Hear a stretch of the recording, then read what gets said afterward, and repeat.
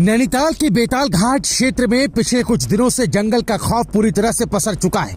जैसे ही दिन ढलता है, जंगल से निकलने वाले तेंदुए और बाघ अपनी डरावनी उपस्थिति का एहसास कराते हैं। और यही हुआ रविवार की शाम।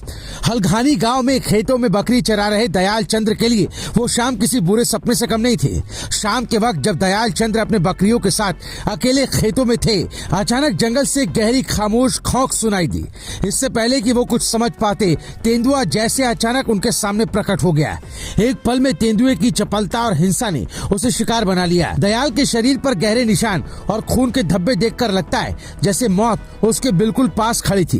लेकिन दयाल ने अपनी जान बचाने के लिए कुछ ऐसा किया जिससे ये घटना और भी डरावनी हो गई। अपनी अंतिम उम्मीद के तौर पर उन्होंने तेंदुए को पत्थर मारा और शोर मचाकर पास के ग्रामीणों को मदद के लिए बुलाया।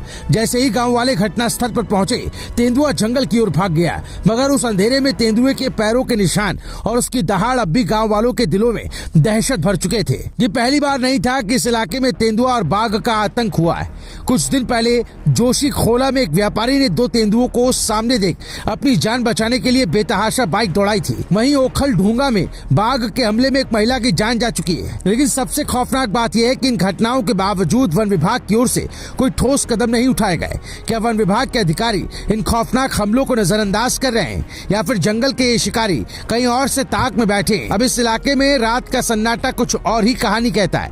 क्या जंगल के इन खूंखार शिकारियों के खिलाफ कोई सुरक्षा बची है, या फिर ये डर अब हमेशा के लिए लोगों के दिलों में बसने वाला है? ये सवाल ही रह जाएगा जब तक कि तेंदुआ या बाघ फिर से किसी को शिकार न बना ले।